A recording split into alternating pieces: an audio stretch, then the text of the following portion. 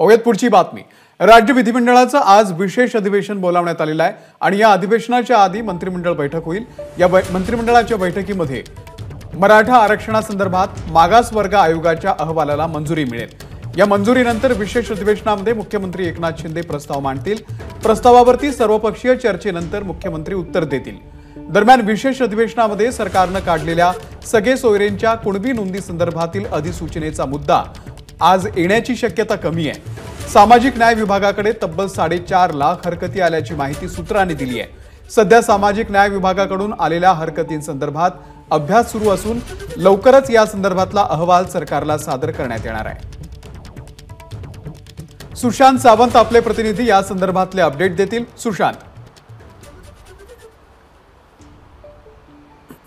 अमोल, जर बघितलं असेल तर आजचा दिवस जो आहे तो मराठ्यांसाठी महत्त्वाचा असणार आहे, कारण राज्य सरकार नेमका आज विशेष अधिवेशन जे बोलवलं त्यामध्ये नेमकं मराठ्यांच्या बाबत काय निर्णय घेतं ते देखील पाहणं महत्त्वाचं ठरणार आहे। जर अमोल बघितलं असेल तर राज्य मागास आयोगाने जो अहवाल मुख्यमंत्री एकनाथ शिंदे आणि उपमुख्यमंत्री देवेंद्र फडणवीस यांना सुपूर्द केला, तो अहवाल सुरुवातीला राज्य मंत्रिमंडळाची 10 वाजता बैठक होईल।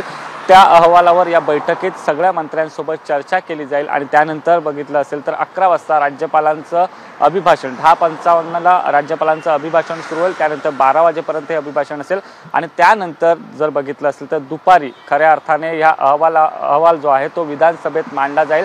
त्यानंतर जर अमोल बघितलं असेल तर सगळे मंत्री जे आहेत ते यावर चर्चा करतील, नेते चर्चा करतील, विरोधी पक्ष नेते चर्चा करतील आणि त्यानंतर मुख्यमंत्री जे आहेत ते रिप्लाय देतील। त्यामुळे या अहवालात नेमकं दडलंय का ते देखील पाहणं तितकंच महत्त्वाचं ठरणार, कारण जर पाहिलं असेल तर मनोज जरांगे जे आहेत ते आक्रमक आहेत। सगळे सोयऱ्यांबाबतचा मुद्दा त्यांनी अजूनही लावून धरलेला आहे। त्यामुळे या अहवालात खऱ्या अर्थाने सगळ्या सोयऱ्यांबाबत आजच्या ह्याच्यात काय चर्चा होते ते देखील पाहणं तितकंच महत्त्वाचं ठरेल। या अहवालानंतर मराठ्यांना किती टक्के आरक्षण मिळतं, जी चर्चा आहे त्यानुसार 12% मराठ्यांना नोकरीत आणि शिक्षणात आरक्षण जे आहे ते मिळू शकतं आणि हा अहवाल मांडल्यानंतर खरंच मनोज जरांगे यांचं समाधान होतंय का ते देखील पाहणं तितकंच महत्त्वाचं ठरणार आहे। अमोल, निश्चित या संदर्भातले अपडेट आम्ही तुमच्याकडून घेत राहू। तुर्तास धन्यवाद सुशांत या संपूर्ण माहितीबद्दल।